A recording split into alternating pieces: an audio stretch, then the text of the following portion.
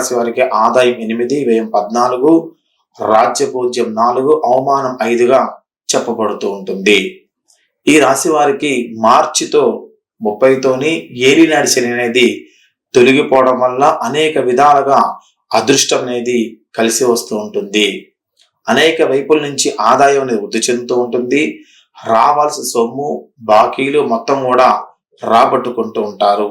షేర్లు, సర్క్యులేషన్ సంబంధించిన వ్యాపారాలు, వ్యవసాయ, అదేవిధంగా ఎవరైతే వడ్డీ వ్యాపారం చేస్తున్న వారికి విశేష లాభాలు కలిగే అవకాశాలు కనిపిస్తూ ఉంటున్నాయి. అదేవిధంగా షేర్లు లావాదేవీల వల్ల విశేష లాభాలు ఈ సంవత్సరము గోచరిస్తూ ఉన్నాయి. ఆరోగ్య సమస్యలు తగ్గుముఖం పట్టడము, ఉద్యోగంలో పదోన్నతులు లభిస్తూ ఉంటాయి. జీతభత్యాలు బాగా పెరుగుతూ ఉంటాయి. వృత్తి వ్యాపారంలో యాక్టివిటీ అనేది పెరుగుతూ ఉంటుంది. ఆశించిన శుభవార్తలు మొత్తం కూడా వింటారు. నిరుద్యోగులకి, ఉద్యోగులకి విదేశాల నుంచి మంచి ఆఫర్లు అనేది అందుతూ ఉంటాయి. పెళ్లి ప్రయత్నాలు సఫలమవుతూ ఉంటాయి. మే 25న గురుడు 6వ స్థానంలోకి ప్రవేశించిన దగ్గర నుంచి ఆర్థిక విషయాల్లో ఎంతో జాగ్రత్తగా ఉంటే అంత మంచిది. ఖర్చులు పెరుగుతూ ఉంటాయి.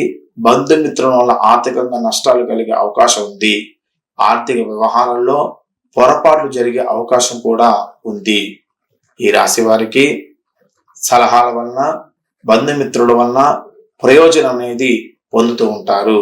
దాంపత్య జీవితంలో సుఖ సంతోషాలు సాగిపోతూ ఉంటుంది. ఎప్పటి నుంచి సంతానం కోసం ప్రయత్నం చేస్తున్నా సంతానాలు కలిగే అవకాశం కలిగిస్తూ ఉంటుంది. ఉద్యోగ, పెళ్లి ప్రయత్నాలు మొత్తం కొలికి వస్తూ ఉంటాయి. కోర్టు సమస్యలు మొత్తం కూడా తగ్గిపోతూ ఉంటాయి. కోర్టులలో విజయం సాధిస్తూ ఉంటారు. అదేవిధంగా ప్రేమ వ్యవహారాలు ఉత్సాహం కొనసాగుతూ ఉంటాయి. ఈ రాశి వారికి తరచూ శివార్చన చేయడం వల్ల, శివుడి యొక్క ఆరాధన ఎక్కువగా చేయడం వల్ల, అదేవిధంగా ప్రతి సోమవారము శివుడికి అభిషేకం చేయించడం వల్ల మంచి ఫలితాలు కలుగుతూ ఉంటాయి. ఇది మకర రాశి గురించి. తదుపరి మనము కుంభరాశి గురించి తెలుసుకుందాం.